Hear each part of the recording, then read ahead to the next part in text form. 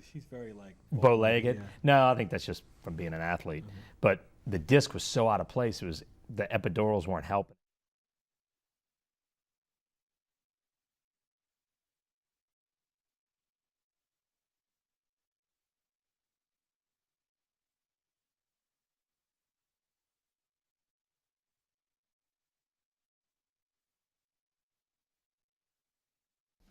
Inside New Orleans Sports with Eric Asher is the first place award winner of the 2015 New Orleans Press Club's Excellence in Journalism Award for the category of Best TV Sports Show.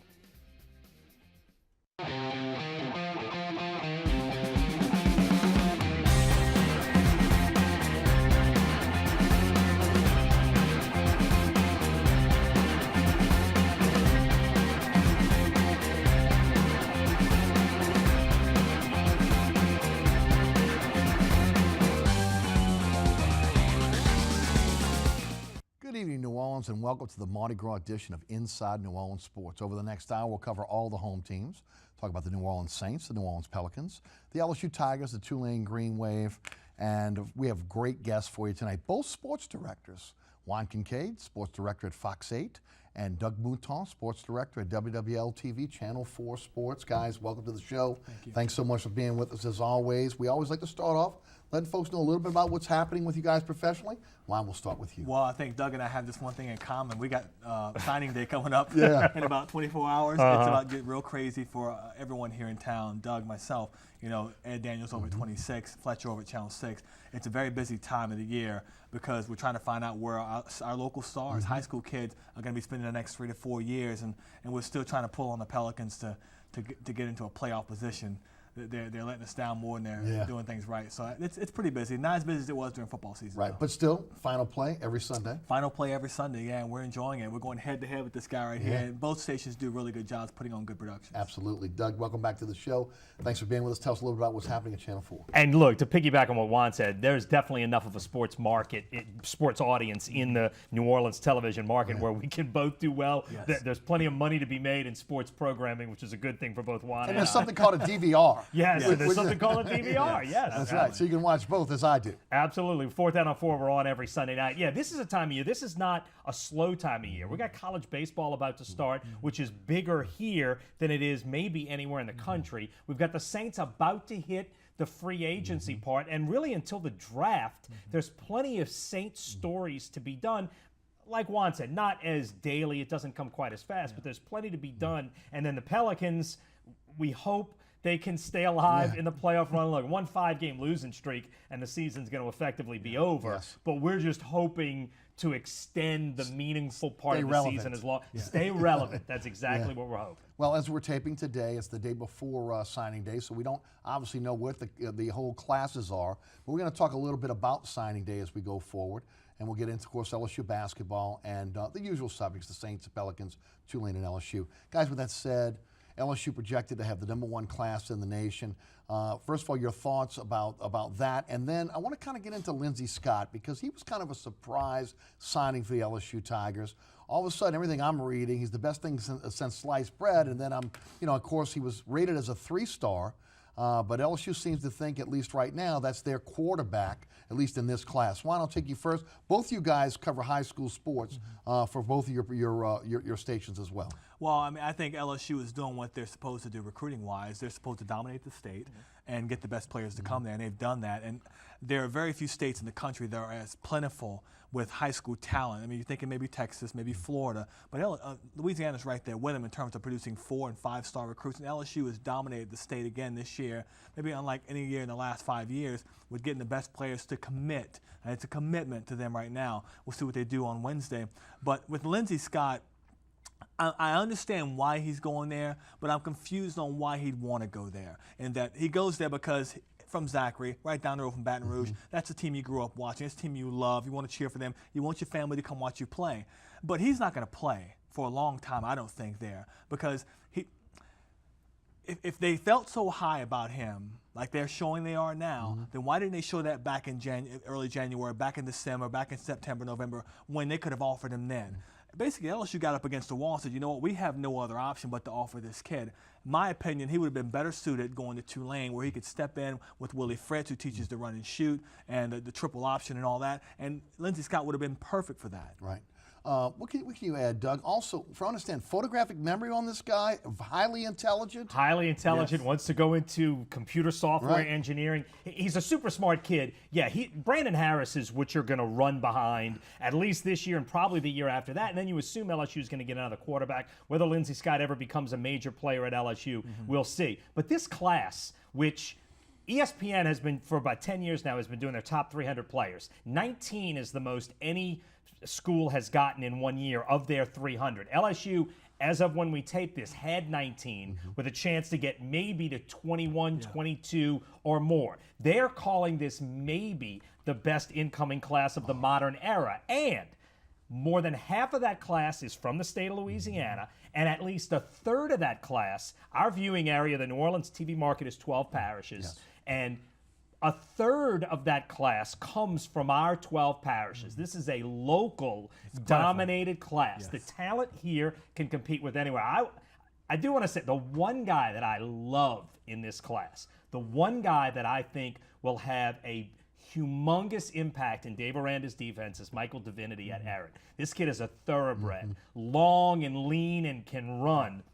This kid coming off the edge, he's my one guy in this class that I have the biggest asterisk by. But Donovan Campbell, the giant offensive guard from Ponchatoula, looks like a real player. This class is loaded locally, and they're going to help LSU for a long time. It's not as top-heavy as the class that brought in Leonard Fournette and Malachi Dupre. They were the best at their position in America. But this class, with Glenn Logan at Destrehan, Edwin Alexander from St. Thomas Aquinas, this class is loaded with terrific players. What can you add? One thing I was going to say, you know, it speaks to the strength of LSU and how much kids want to go there, because when you lose Frank Wilson, who was one of your primary recruiters, you know, you bring in Dave Aranda, and I remember hearing from kids, the defensive kids that are being recruited there, they said, you know what, we like what Aranda's telling us, what we're hearing from him, and his approach to defense. They've been able to hang on to some defensive players like Michael Divinity that could have gone elsewhere when they had the change of Frank Wilson. Because Frank Wilson, let's be honest, he's responsible for getting the majority of New Orleans kids on that campus. And so when he leaves and takes the job at UTSA, and all of a sudden, okay, who's still there? Well, Orgeron is still there. Les Miles closed his deals as good as Nick Saban does, especially in this state. So it speaks a lot to LSU's ability to hold on to players because of the program and not just an individual person like Frank Wilson. Piggyback on his comments about Frank Wilson, the loss of Frank Wilson, and now who steps up to recruit for LSU? Well, you've got a lot of guys, and they've got a staff full of guys who can recruit. It probably starts with Ed Orgeron, at least right off the bat, because Ed can talk like few people. Let me say this about Frank Wilson. Frank Wilson is a quality guy. Yes, He is could not be a nicer guy. He is a great representative of New Orleans. Went to St. Augustine High School, coached in the New Orleans public school system. He is a terrific coach who had earned his opportunity as a head coach. And I'll say this, by whatever time, let's hope Les Miles goes on a great run and he coaches for another 10 years. By the time Les Miles is ready to retire, Frank Wilson absolutely could be in a position to be a legitimate head coaching candidate. I think the sky is the limit for this guy. I'm a huge fan of his, have been for years since he was at O'Perry Walker, and so I wish him nothing but the best. Hurts LSU short term. Finding a guy as good as him certainly hurts. But long term, it's good for him, and I would not be surprised if one day he's back at LSU in a bigger role. So losing Frank Wilson hurts, but you've got guys like Ed Orgeron. You got Dave Aranda. And look, kids want to play, right? Kids want to know, and kids want to, at that level, they want to go to a place where they feel like there's an opportunity to get to the NFL. LSU has the most players in the NFL right now. So the track record at LSU is great, and Dave Aranda teaches this matchup-based defense, where he says he wants to find their worst blocker and put his best player against them and do that over and over and over and over. So you think of guys like Michael Divinity with his athletic ability and what he can do against the other team's slowest blocker, and that's why I think he's a guy that can just thrive in this system. Your thoughts on Aranda? I think it's fantastic. I mean, he's proven. You look at what he did at Wisconsin. He had a top 7 defense the 3 years he was there. He brings that philosophy here. And Les Miles he hasn't had the best luck in picking defensive coordinators. Struck out last year with Kevin Steele. But But you kind of like the direction he went in this time. They played against Aranda's defense in Wisconsin before. He knows how much trouble he gave his offense at one time. Now, granted, LSU's offense out with the quarterback has been a struggle for years, as long as Les Miles has been there. But I like the pickup, and he's young. He's a young mind. He's the youngest defensive coordinator they've had in decades. Yeah. And so, but he brings a fresh approach to defense. It's almost like I kind of wish that they would take a fresh approach on offense as well eventually, because something has to change on that side of the ball. I'm less concerned about their defense, and I couldn't say this 3 years ago. Right. I was more concerned about defense. I'm less concerned about their defense this year or this upcoming season than I am with the offense. I still have so many question marks on that side of the ball. Why so many players returning, juniors that have decided to come back? Was this because of Les Miles and the turmoil they went through at the end of the year? What's your take? Yeah, it was amazing how the mojo got going, how the positive feedback. I tell you, it's a Leonard Fournette factor, too. I think these guys look at the opportunity. Kendall Beckwith and Tre'Davious White being the two, and Ethan Posich as well. Ethan Posich was more of a calculated decision. The plan may be, from what I've heard, to move him to tackle, and he's more marketable, can make more money as a tackle. Kendall Beckwith and Tre'Davious White both would have been second-round draft picks, maybe third-round draft picks. They're back because, A, they love playing football at LSU. They've had a great time. They love playing for Les Miles, and they think they can make a legitimate run. And both of those guys in this new defense could actually help their draft stock. Getting Kendall Beckwith back, I think, when you talk about getting into the national championship hunt, getting Kendall Beckwith back, he is the middle linebacker that makes the whole defense go. I think that is the single biggest thing that happened for LSU. And I think it's partly the Fournette factor, too. They see this momentum and the possibilities, the Jamal Adams class, the Malachi Dupree class. Brandon Harris now has a full year under his belt. This is the year, 2016, and they want to be a part of it, and that's a great thing. Yeah.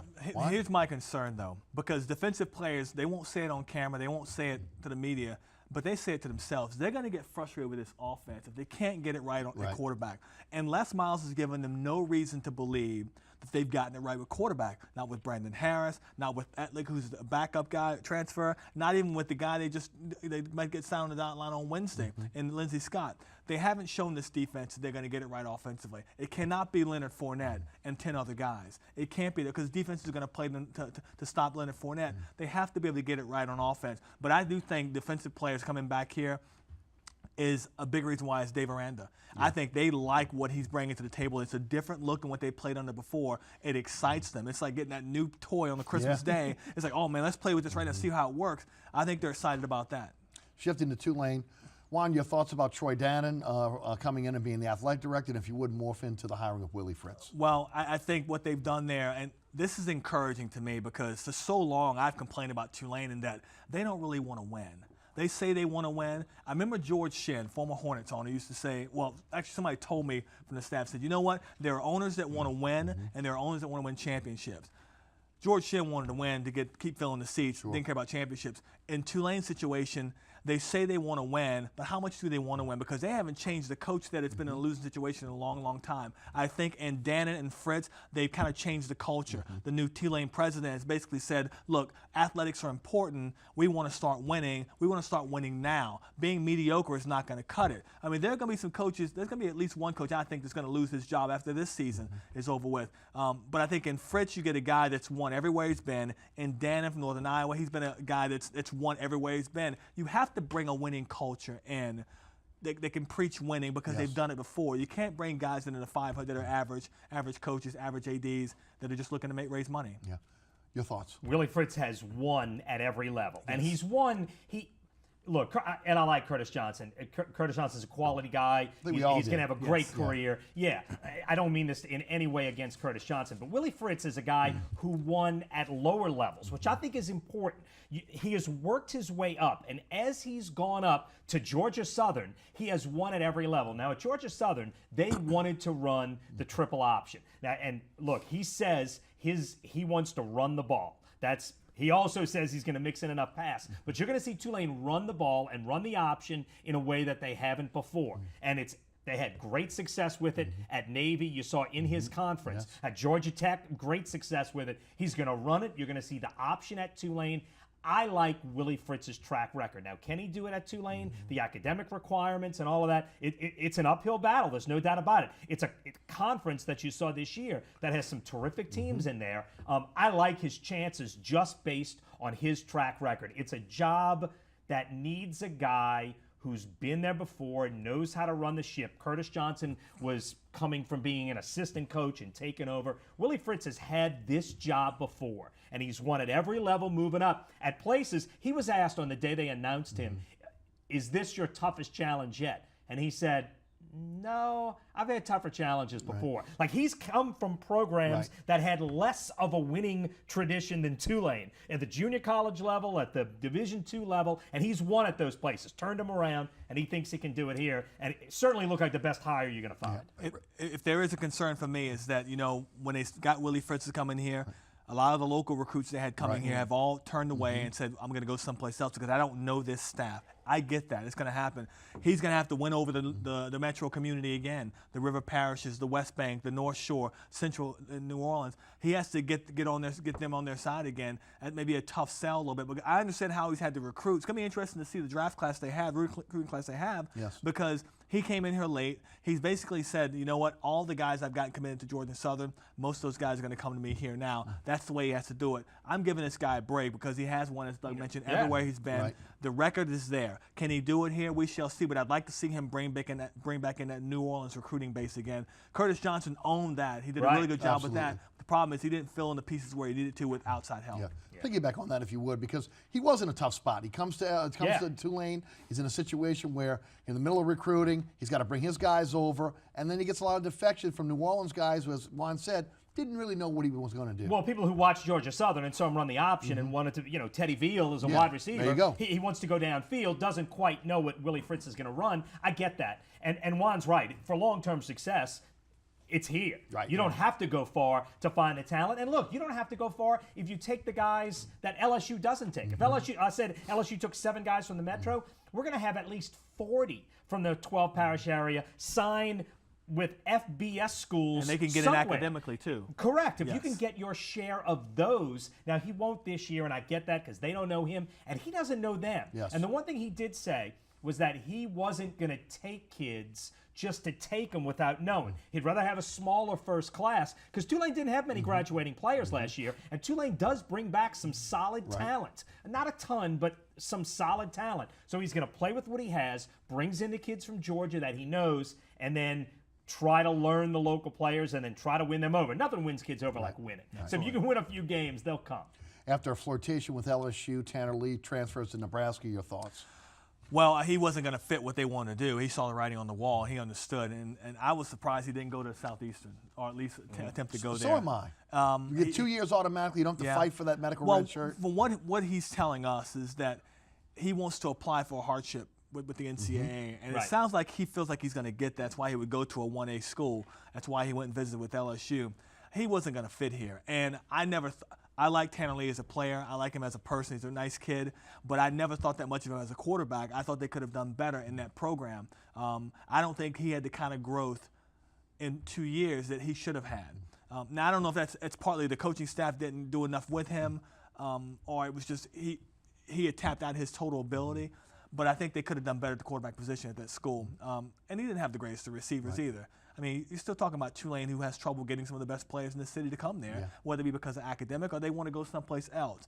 But I think he may thrive at Nebraska, but I don't think he's going to walk in there and start right away. He may not get to play at all. You know, he's coming in late to a program that didn't recruit him. Well, he's definitely sitting this year. From what I understand, there's a senior quarterback this year. It'll be pretty much wide open next year. But the key for him is getting a second year. Yeah, no question. And my thought was, I agree. Going to LSU would have been a huge mistake because for the next 2 years, you're riding Brandon Harris. And then even if Tanner Lee was still at a 1 year of eligibility after that, if you take a year off, or you're going to want to wait around, is LSU going to play a senior quarterback? He would, if he had gone to LSU, basically he's saying my football career is over. I'm going there to be part of this and all of that. I agree with you. I was kind of hoping to see him at a Southland Conference school, like at Northwestern State, where they had terrible quarterback play this past year in Natchitoches, a place where if he's, and look, He's got the body, he's got the arm, he hasn't been a great decision maker, and that's been his biggest thing, the interceptions. So go to a place like Northwestern State or McNeese State, a place where you can play, throw a ton of balls, and see if you have the ability to play at the next level. But the only way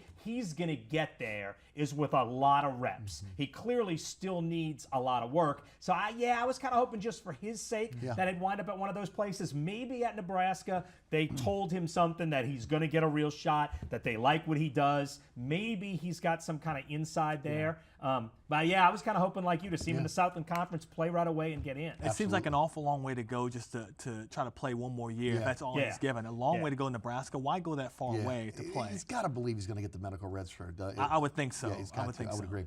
Guys, let's shift gears to the enigma that is LSU basketball. Oh, jeez. I mean, on paper, everybody was talking about they were going to have a chance to get into the tournament, maybe in the national championship, Final Four, etc. It's a very young team, and they play young. Johnny Jones has left a lot to be desired at times in terms of his bench coaching. And then Ben Simmons, for all the accolades, and I'm not saying this kid is not a great player, but he is a freshman. He seems to be very, very passive.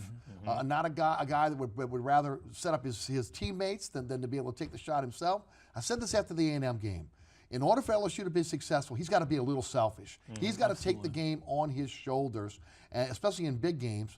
They lose to number 1 Oklahoma, a game they should have won. 17 turnovers doomed this team against Oklahoma. But then, even down the stretch, leaving a timeout in the box for Johnny Jones, and then not making sure that Ben Simmons got the ball and was able to operate. The last 10 minutes, he didn't take a shot. The last 4:36, he didn't score at all. Juan, I'll take you first. Your thoughts on LSU basketball? Listen, let's go to Oklahoma, LSU for a second. LSU should have won that game, but I'm sitting there watching it at home, and I'm thinking, LSU's not going to win this game. You just start seeing that momentum shift, and you had two superstars on the court, Buddy Hield and Ben Simmons.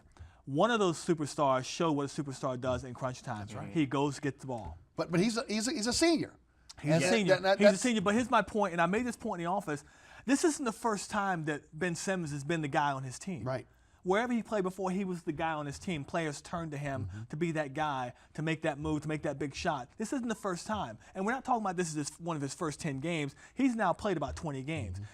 He knows why ESPN's there to cover the Tigers. Nobody's covering LSU nationally if he's not there. No way. And he's going to be the reason why, if they're at least 500 or above in the conference, they get an NCAA tournament. Because they can't see the tournament without Ben Simmons. It's going to be hard.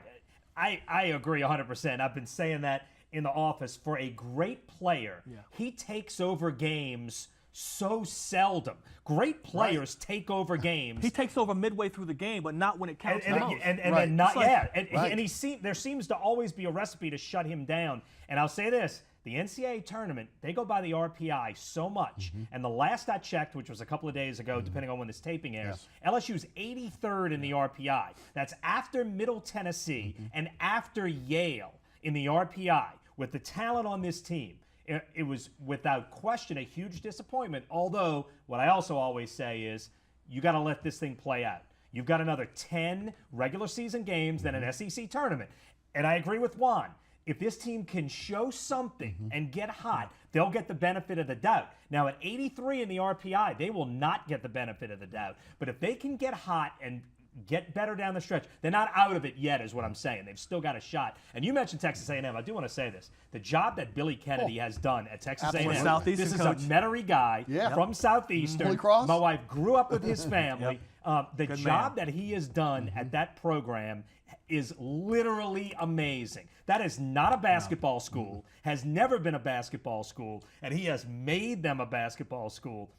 If anyone else wins Coach of the Year based on the way this team is going, they are wrong, because Billy Kennedy's job at A&M in College Station has been ridiculous. It's not a knock on Southeastern, but Southeastern has not been the same since he left Southeastern. He went from there to Florida State and was a great coach there, and now goes to A&M. And you won't find a bigger football school in the country than A&M, and they've got them playing good basketball there. I mean, good quality basketball. And caring. Right. Oh, no, And caring. they're filling up the arena. Caring, yeah. Well, and guys, for as good of a recruiter that Johnny Jones is, you look at Billy Kennedy and you say that's as great of a bench coach as that guy is. I mean, you look at the difference there, and is there a little bit of a hot seat for Johnny Jones now? You have the #1 recruit in the nation. You got another great recruiting class.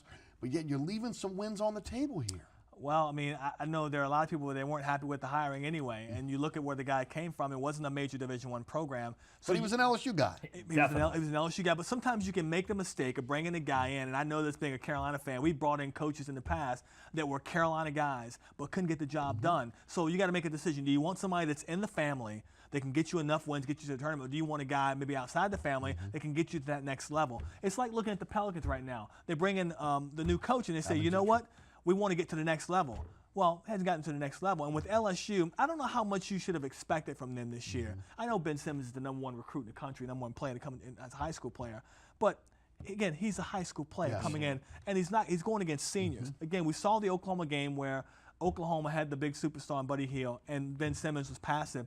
But this is one place I'll disagree with you. If LSU goes 500 over the rest of their games, I think they get into the tournament regardless because Ben Simmons has been on television week after week after week. Muscle memory. That'll be interesting. If they're below 80 in the RPI, that'll be interesting. And they don't have the SEC strength of schedule, SEC-wise, to lean on either. Oh, no, no, that's why they're terrible. 83. Right. I mean, besides LSU and Kentucky's not what we thought they would be. They're not. Florida's pretty good. Outside of And that. A&M. And A&M. That's it. Right. Your thoughts on Johnny Jones?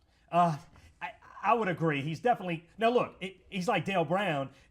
The expectations are high because he brought in this class. There's no doubt. And he's a great recruiter, and there's no doubt Always about it. has been. And I think this question – I would say put it on hold and let's see how this team finishes. Because this team catches fire, gets to the NCAA tournament, wins a few games, and this conversation becomes moot. And let's see how this thing plays out. He's got an extremely young team. Maybe they get better. Maybe they figure something out in these last 10 games. They certainly have the talent to.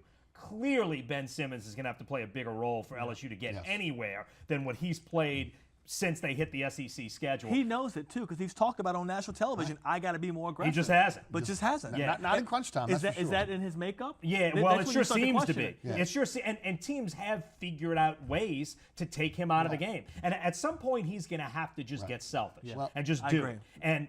But I just don't. I think the jury's still out. I said let this thing play out with a young team and the way the tournament is. So many teams get in. You don't have to be 26-5 to get in. True. You can get in late and catch fire. Let this play out and let's see where we are in a month. Staying with you for a moment, Doug. Ben Simmons obviously projected to be the #1 pick in the draft. They draft on potential in the NBA, not for what you are now. The kid needs to work on his shot. He's got to get a little stronger. I mean, there's a lot of things he needs, but do you see anything that will indicate that he will come back to LSU for his sophomore year? I don't think there's any chance on earth that happens. And look, this LSU team would be so much different if they could have, let's say, kept Jordan Mickey. Just Mickey, who's in the D-League right now. Yeah, correct. If they could have just kept one of those two from last year, this would be a whole different team. Obviously, they didn't, and that's the way the game is now. And I don't think there's any chance on earth he comes back. I think it was understood. Yeah, when he came I here. agree. It's the one and done. Do what you can. I'm so renting you for a year. You got to strike while the iron is hot, and it's steaming hot right now for LSU, and they keep missing. They can't get it right. So, look, you better enjoy it while he's here now because this LSU team may struggle.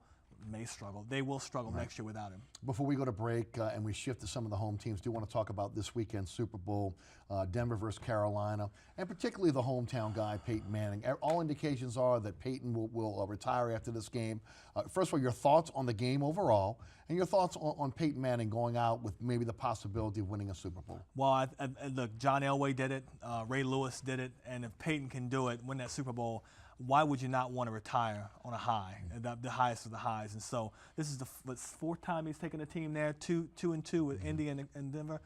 I'd like to see him get another championship because I just think Peyton's just a nice guy. He's been good for the game. And, of course, you look at the point where he is in his career right now, dealing with the injuries. But having said that, I just think Carolina's a very good football team. I think top to bottom, they're really, really good.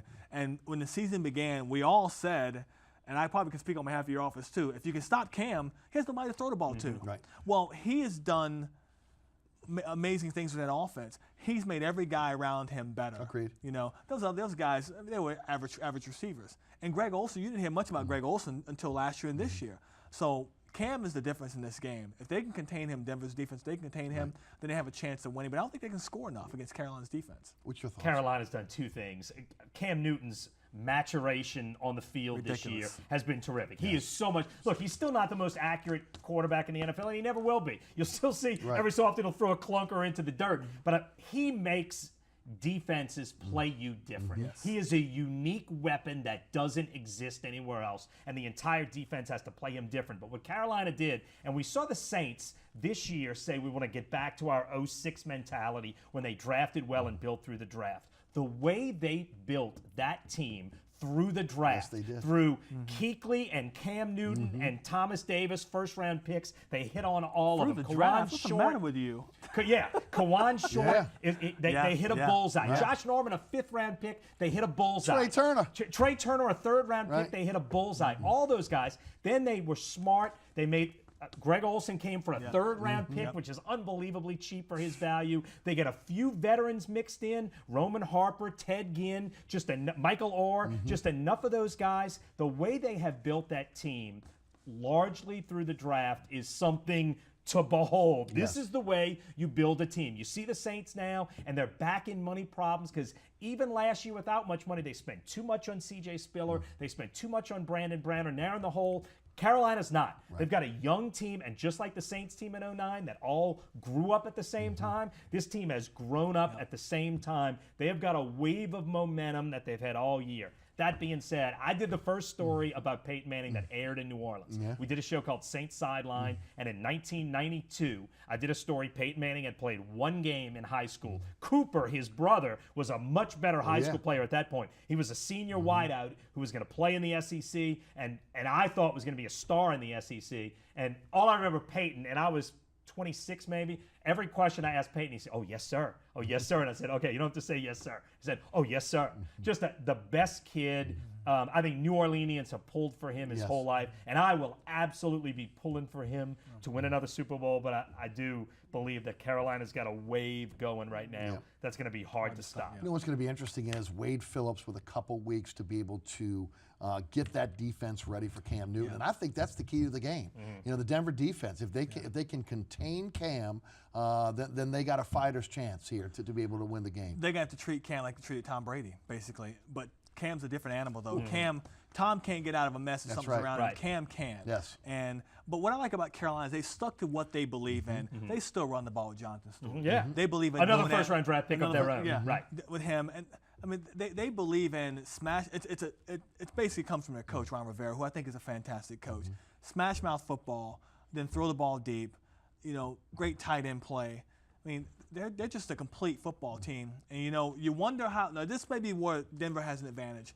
You wonder how well Thomas Davis will come back from the injury. If he struggles with that injury, then you're concerned about that because then Kuechly's in there by himself, and there may be a mismatch for them there. Yeah, no doubt. Well, they're about to find out how life after Super Bowl is as well in Carolina. Something we know here in New Orleans. When you got to pay these guys, and ultimately other teams and they're come all growing up calling. at the same time. Absolutely. You saw it with Seattle this year. They same weren't the thing. same team as people start pilfering your lineup. Yep, no doubt about it. You're watching Inside New Orleans Sports each and every Thursday night right here on WLAE at 6 p.m.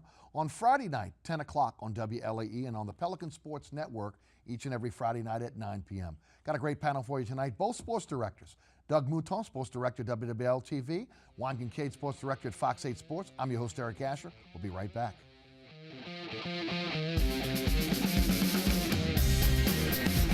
Inside New Orleans Sports with Eric Asher is underwritten by Located on Lake Pontchartrain, Brisbee's Lakefront Restaurant and Bar offers traditional West End favorites, a scenic view, oysters, and numerous tasty options. More information is available at 504-304-4125 or brisbeesrestaurant.com.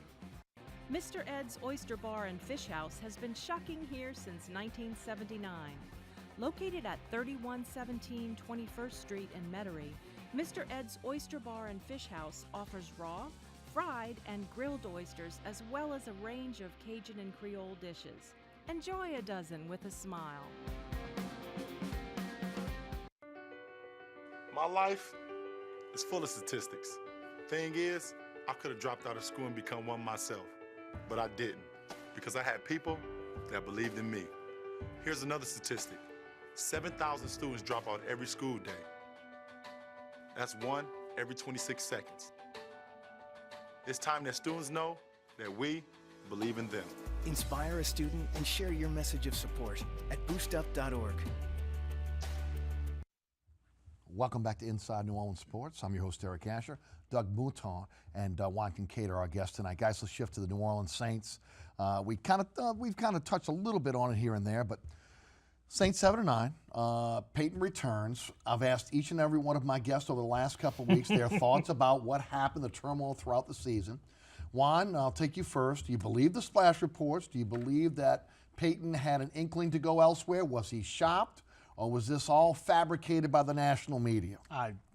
National media had nothing to do with it. Listen, when you normally have your end-of-year press conference on a Monday and it's pushed back 72 hours to a Wednesday, yes, something's going on there. So, I mean, they won't admit that he was shopped. They won't admit that Peyton was looking, seeing what's out there. But they were buying, my firm belief is they were buying time to see what was what.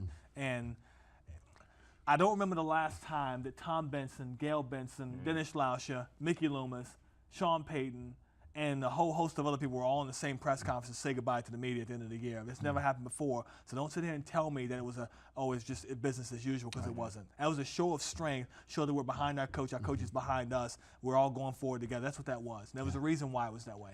I think everybody was looking at what the possibilities were. I do think the Saints were, I don't know if shopping is the right word, but I do think they were considering the possibilities, and I think Sean Payton was considering the possibilities. I don't think there's any doubt about that, but I do also believe that both the Saints and Sean Payton independently decided, the Saints decided they were best off. When you look around at the abyss of what you might get if Peyton left, you're better off with a guy who's won a Super Bowl. And if you're Peyton and you look around at all these other franchises that may look great and a great place to live, whatever, you're not going to get the kind of organizational control, and you're not going to have the mechanisms in place. And I do believe this, and Mickey Loomis said this in his after the season media meeting, and I do believe, and I wrote this before he said it. The 7-9 2 years ago and the 7-9 this year are grossly different. The 7-9 in 14 was a locker room that was in turmoil. I've never been in a worse NFL locker room. Everybody abandoned that team. It was a team that quit. The locker room mentality was horrible. That was not the case this year. This team needs more talent. Their talent, and I think 7-9 was what their talent should have won, but it was not a team that quit or gave up. It was a good locker room. And you put some pieces in place. The Delvin Breaux being maybe the first one, Stephon Anthony. You've got some pieces in place, Haole Kakaha, that maybe you can build on. So I think Peyton looks at the situation. He sees he's got total organizational control, and he's got some pieces in place that he can build with. This is the best spot for him. But I do think both sides were looking around in November and December. I think all of us can agree that an energized Sean Payton, a focused Sean Payton, is a better choice than maybe looking elsewhere, right? Oh, absolutely. But I also believe, you look at this franchise as a whole, I'm not saying there's instability, but when you've got an owner that they're questioning his common, not his common sense, but just his commitment to the team. If he's in the office every day, how much he's actually involved with the team. When there's questions about that, and he's dealing with everything going on around the team, in the courts and all that, you need to show some stability and some strength with your head coach. That's why I think it was maybe more important than anything to get Sean Payton to re-sign, or to stay around for the final 2 years of his contract, because you need to show some strength in that. And you've got to show strength to the free agents you want to bring in here. That the foundation is here. The franchise is fine. We're going to be fine. But again, it gets back to the draft, though. They've got to do a good job in the draft. Every year it's the same thing. Yes. And free agents, they've got to start getting players in here that are going to produce and play up to their value. Your thoughts on energized and focused Payton? Yeah, I certainly Payton is the best choice out there. And I think when we got to the point where we didn't know which way it was going to go, I think all of us started thinking, what is the best move? And I think clearly when you start studying who the potential coaches might be, who they could bring in, Doug Marrone was the first name that came up, you think, well, Peyton's got a better track record. Peyton was just the better choice for the team. I don't think there's any doubt that the team saw that. Yeah, why would you want to go with a disciple of Peyton when you can have Peyton? Right, no question. At that point. But with that said, from a coaching staff standpoint, he seems to be trying to get guys that he trusts back on this team. Joe Lombardi, Dan Campbell, Aaron Glenn. There was a rumor out recently that maybe CJ was coming back. That's a rumor at this point. But just the guys that they brought back, he seems to be surrounding himself with guys that he knows, guys that he trusts. Well, it's like the players. He's kept around some players like a Marcus Colston and a Zach Strief, guys that he knows he's going to get out of them. I think it's the same with the coaching staff. These guys came up under you. You know exactly what you're getting by bringing them back on the staff. It's familiarity. But will that be enough to get this team back over the hump? They have some tough decisions to make, with player-wise. Forget the coaching staff for a second. The coaches will come and go. Dennis Allen, is he going to be better in year 2 than he was in the half of his year 1 at defensive coordinator? The new staff he's brought on board at secondary. There are a lot of questions with this football team, but I still think it, again, comes down to player personnel. They've got to start figuring out this player personnel. They've got to start getting players in there that are going to play up to their contract value, that are going to give them everything. Like, Jarris Bird, is he going to start playing up to the big contract you gave him? Brandon Browner, did you make a mistake on that? Will he be better in year number 2? What will happen with Keenan Lewis? There are a lot of decisions that have to be made player personnel-wise going forward here that have nothing to do with the coaching. What can you add, Doug? Well, and right now you've got a team that is 1 year into a rebuild. Right. And you heard them talk at the beginning of training camp last year, and they said, going back to the 06 mentality, for the first time last year in the draft, the Saints not only kept all their picks, although they traded away one in the Damian Swan deal, but they actually traded for the extra pick from Seattle in the Jimmy Graham trade. And they drafted all their guys, and they kept all their guys. And but before that, you saw them trade away an extra high pick for Brandon Cooks, trade away an extra high pick for Mark Ingram, lose 2 high picks in the bounty scandal. Until last year, it was a team just trying to hold on to that window of opportunity. Yes. Last year was the first time you saw them say, all right, we got to start this thing over. And you saw the rebuild start. I think you'll see it continue. I'd be surprised if Marcus Colston was back. I think Zach Strief will be back at a reduced rate, but probably in a backup role. I do think you're going to make a lot of changes. But again, I do believe they put some pieces in place. I wouldn't be surprised to see Marcus Colston come back at a reduced amount because he gives you that veteran leadership in the locker room. I mean, he's not the player he was 3 or 4 years ago. We all know that. But he can still get open and catch 30, 35 balls a game. And in this offense where they like to spread it around, I could see Colston come back for 1 more year if that's what he wants to put his body through. Right. Guys, the big question before you can do anything in terms of free agency is Drew Brees' contract. Juan, what do you see at this point? Do you see a 4-year deal? Do you see a 3-year extension? Obviously, he can't play under the $30 million salary cap this year. No, he can't. This team can't. It just can't happen. And I think I'm not really quoting Mickey Loomis, but he basically said Drew Brees will be our quarterback going forward here. That basically tells me they're going to do whatever it takes to get that number down that hurts the cap. He's going to make probably just as much money, but they're going to restructure it differently. I could see him getting a 3-year deal where it's all a lot more money on the signing bonus side. He's not going anywhere because it makes the rebuild easier when you've got Drew Brees still manning the ship there. And he's proven that even though he's older, he's been able to overcome injuries. And that's been the biggest, that's the hardest thing for a player that's aging to do, is to be able to come back and play through injuries. And just like you look at Sean Payton and you say, you look into the abyss and Payton looks like the best choice, you look into the abyss of quarterbacks and Drew Brees is without question the best choice, and you ride that pony as long as you can. Drew Brees played well this year, and you got to keep that up. And give the Saints credit. One thing Mickey Loomis said in that end of season press meeting was, our salary cap issues are not as bad as people make them out to be. Do you buy into that? I don't know. All I know is the Saints have been terrific at creative accounting. You may not like the moves they've made, but 2 years ago, everyone said the Saints have no money. No money. They can't possibly get a free agent. They signed Jarris Jarris Bird to the largest free agent contract any safety ever got in the history of football. Last year, the Saints have no money. They can't sign anyone. So one thing, I know what I don't know, and I don't know the accounting, and I know that. So when people said they have no money, I said, okay, maybe they don't. And sure enough, the Saints go out and get C.J. Spiller. They go out and get Brandon Browner. I feel like they're going to find a way. I don't know how. I don't understand the accounting of it. But I feel like if there's a free agent or two they want, maybe it won't be a Jarris Bird price, they'll be able to get a guy or two. And I base that only on the fact that they always have been able to. Right. Something Mickey Loomis said 2 years ago, and it wasn't an end-of-year press conference. We were talking about being up against the cap because they're there every year. And Mickey goes, you know what? I like where we are. I like being up against the cap. He likes being $14 million in the hole before he gets started. But you know what? I'd rather have a GM like that that knows how to handle being up against the cap than one that has all this money to spend, don't know how to spend it. Right. You know, the Jarris Bird thing told us a lot that year. We were all like, oh my, how are they going to sign anybody? Right. All of a sudden, $54 million contract later, they got this guy coming in here, and he wasn't the only guy they signed that year. I never worry about the cap.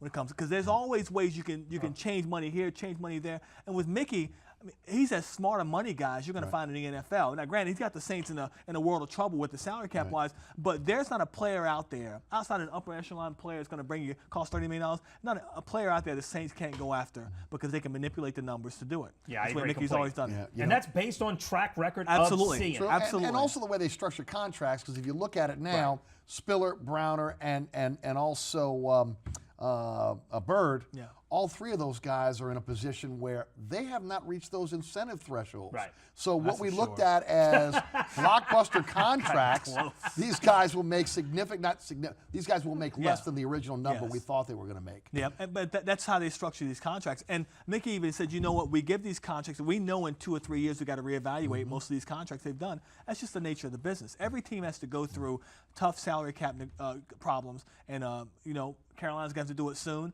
Seattle had to do it. Oh, yeah. Denver will have to do it eventually. San Every Francisco? team has to go through the same thing. Is how smart are you about handling your salary cap? And Mickey and them have done an amazing job when you consider it always seems like they have nothing to work with. Have they learned? Go ahead. And it does show the value of the draft. Yes, the draft, you absolutely. get a guy for 4 years at this Without a doubt. incredibly reduced rate. Russell Wilson. All you have to do is hit on your picks. And I'm telling you, go down that Carolina roster and look at how they have hit on first, second, third round draft picks. Bang, bang, bang. That's their whole team. Right. Yep. And then you have enough money to sprinkle in the Ted Gibbs. Absolutely. Well, it's the biggest deficiency within the organization since '06. The inability to have solid drafts year after year. We know the numbers. An average of 1 player per draft since '06 has made an impact on this team, with the exception of this year's draft, Especially which this year. again, Right. I don't think it's going to be a draft where you're going to see superstars, but they're cornerstone players. They're the kind of guys they brought in '06 to build the team. Right. Now, this year, in my opinion, they got to get some guys like they did in '06 that can be all pros. They can be the best in the game at their position.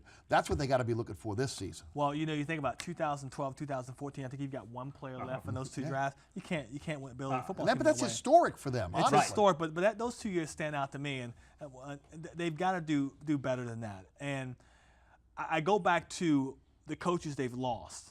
Think about the coaches that they've lost to different teams.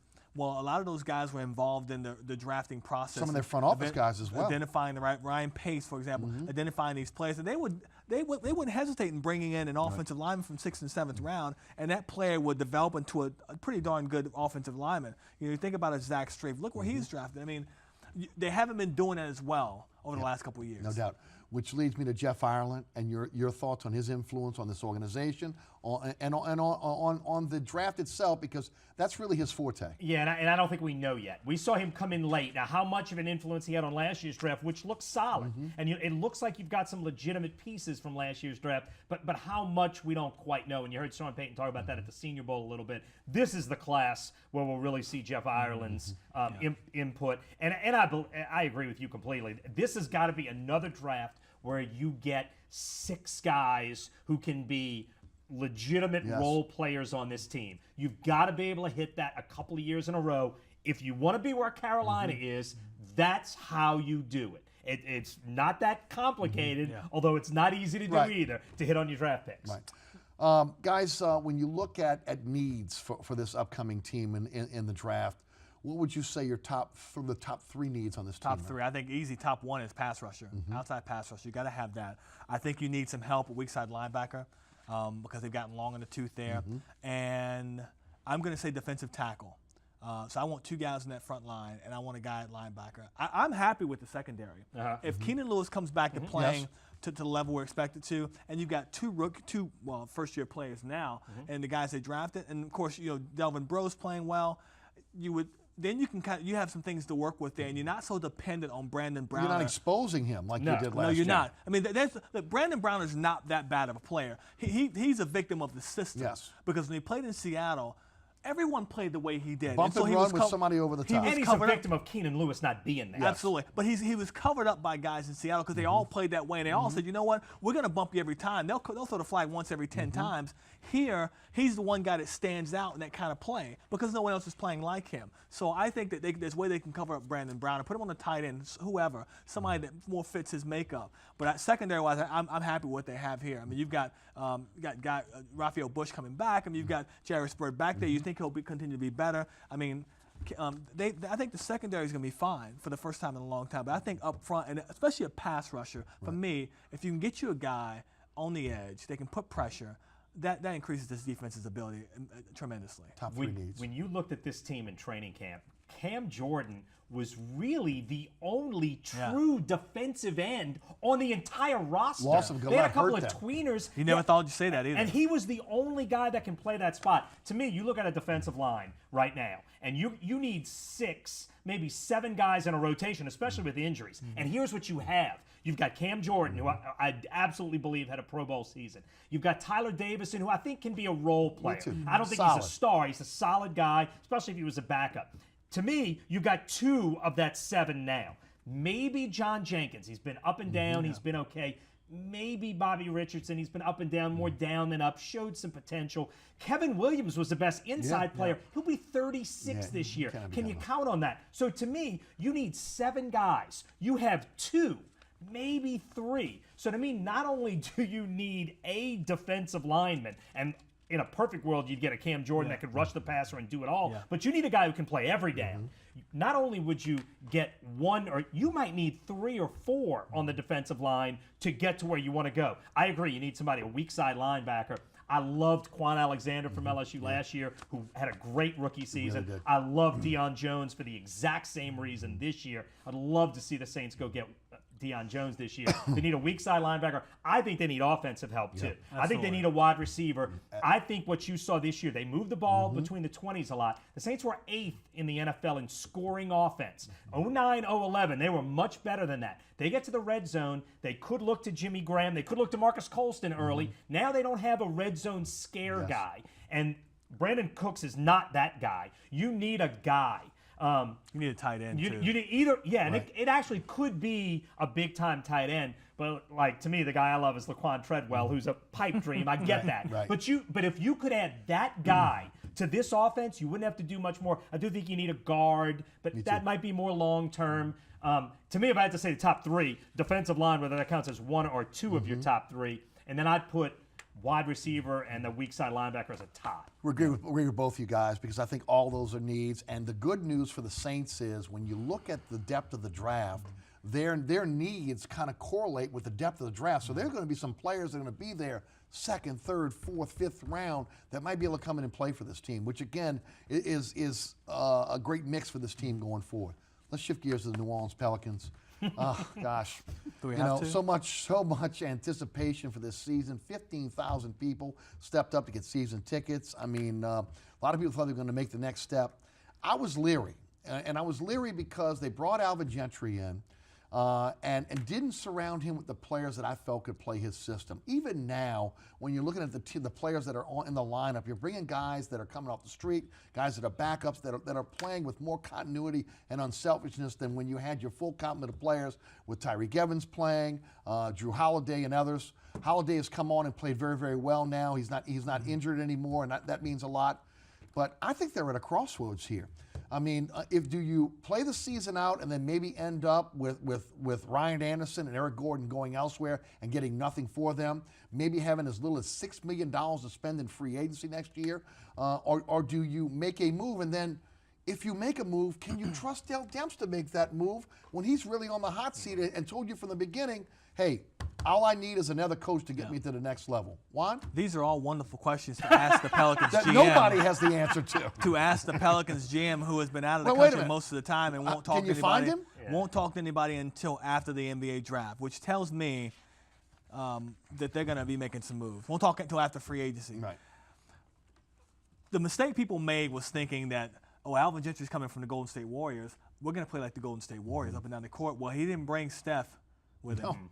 You know, didn't bring Draymond Green with him. Didn't bring Steph and Klay Thompson with him. And those are the 2 big pieces. You have to have the guys to play that system. Now, in Drew Holiday, the one wonderful thing he's done is bring him off the bench and keep him on the court when the game gets late, because Drew has thrived in that. But you have too many guys in this team that don't fit the system. First and foremost, Tyreek Evans. You knew a long time ago that he did not fit. Right. So why are you holding on to him? You know, that's the biggest And now thing. with the knee injury, can you get as much for him as you thought he would? Now, look, $10.8 million this year and next year. I mean, he got 2 more years left on his deal, about $20 million. That's palatable for another NBA oh, team. yeah. Absolutely. I mean, no. Especially with the cap going up. Right. too. But I think what you said is true, and I've been saying this for a few weeks. Dell Demps, as a GM, there's no doubt his job is on the line right now. Absolutely. There's no doubt. So if you're that guy, do you trade away Eric Gordon and Ryan Anderson? Right. And look, Ryan Anderson to me has been one of the most pleasant surprises of agree. the year too. Ryan Anderson can play in this system, but do you trade away those guys and build for the future? If you're a GM that might not have a future, Right. like I don't expect Dell Demps to make a lot of moves because he, for his own job, needs to show that this team is moving in the right direction. Because And this is his team. That might mean we got to win 15 of the last 20. Not even making the playoffs. We just need to finish strong so I can keep my own job. That's why I'm not convinced, even though the right move might be to get what you can get for Eric Gordon. Yeah. Because I don't think there's any doubt Eric Gordon will not be here next agree. year. He's $15 million. I don't think Can you afford Ryan Anderson next year? Well, we'll see. I love the way Ryan Anderson has developed his offensive Absolutely. game. Certainly, he's never going to be a great defensive player, but I like Ryan Anderson, and I agree. You've now got Anthony Davis and Drew Holiday as two legitimate core players. If you could trade away Tyreek Evans, that would be great. I think you've got two guys to build around, and I think in the next 2 years, you've got Anthony Davis locked in for at least 4 more years. You got to get Anthony Davis out on the recruiting trail and saying, buddy, you got to come here and play with us. Or we're going to have another Chris Paul situation. But how do you do that if you're a lottery team? Well, here's my problem with the GM, Dell Demps. You have to know when it's time to admit a mistake and correct a mistake. Agreed. The vision has failed. You've known that Tyreek Evans was not going to fit the system if you paid attention to your basketball team. And if you paid attention to how Alvin Gentry coached at Golden State, you knew Tyreek didn't fit the system. So you got to make a move on that. But now, this is his team. These are his players, and it sure as heck is his head coach. No doubt. That's why Dell Demps is not going to be back here next year. Because when he brought in Alvin Gentry, he said we needed a coach to get to the next level. Well, I don't know how long he was expecting to get to that next level, but we haven't gotten to any level. And the coach you had a year before, the team played better defense. You got more wins. You were in playoff position. They won games against San Antonio. They're not dropping games against Memphis all the time. They're not dropping these other games. Monty Williams squeezed everything he could out of that team. I believe that's Monty it. Williams did. Right. Absolutely, he I believe did. that's And they got better. You can't say No question. that his staff did not teach players. They got better under Monty Williams. And you bring in a new defensive coach, and yet you're giving up more points than you did last year. I mean, everything that's happening with this basketball team this year negatively is all tied to Dell Demps because no doubt. it has his stamp on it. He knows it. So this is where I will agree with Doug that he may not make any moves because he's got to prove that the moves he's already made, he got to get them right. Right. If you can't get them right, why are you making more moves? And if I'm Tom Benson, I'm like, I'm not giving you more money to go find another player. You should have gotten this right the first time, but you didn't. And we gave you ample opportunity. Either get it right now, get this team to the playoffs, and then you want to go into the playoffs as the 8th or 7th seed. Right. We got to play Golden State or San Antonio, and it's a 4-game sweep. That's not progress. Right. It's a lose. It's not what they were looking it's for. a lose. It's not what they should have been looking right. for. They were looking to get expected. into the top 5, top 4. This is a good basketball team. It is a good talent basketball team, but it does not fit the system don't he wants mesh. to play. They don't mesh. Right, and Omir Ashik may be the one that meshes the least. Right. Yeah. They're a better team with Alexi 5 Jackson years on the and- court. and 5 and years, they're and to 15 bring in million. one of them on the court. And that's another thing. Yeah. Again, admitting you make a mistake, you got something wrong, and you got to bring Ashik back Right. to Well, play in this offense. 3 more years, $30 And- million. That's right. I'm I telling mean- you, and the rumor, every rumor that we hear is Ashik is in every deal. So obviously they're trying to move on from him. Even though I will say he's played better over this little has, stretch, but he's still not. But the not if answer. you saw the Memphis game. And then No, you can get rid But of they- Ish or Smith. the Brooklyn game. Right. Ish Smith. Ish was the one guy doing would have everything you cost needed you him to pennies, and he fits the offense. And you get rid of him. I mean, the decisions made by this GM are ridiculous, and he's going to pay for it. Juan Kincaid, Doug Mouton, thanks so much for being with us tonight on Inside New Orleans Sports. Thanks so much for tuning in. Remember, there's a rebroadcast of this program each and every Friday night right here on WLAE at 10 p.m. Also on Pelican Sports Television, the New Orleans, Baton Rouge, and Lafayette markets at 9 p.m. You can catch me on the radio, 990 a.m. WGSO, 11 a.m. until 1 p.m. Weekdays, also the TuneIn Radio app and at ericasher.com where you can listen live, download the podcast. Every single episode of Inside New Orleans Sports can be found at ericasher.com as well. Special thanks to our guests, Doug Mouton and Juan Kincaid. Also to the WLAE production staff, Ron Yeager, Jim Dotson, Donovan Joseph, Naila Jones, Kenny Juno, my director, William Hill, for Juan Kincaid and Doug Mouton. Happy Mardi Gras to everybody. We'll see you right back here next Thursday night for Inside New Orleans Sports.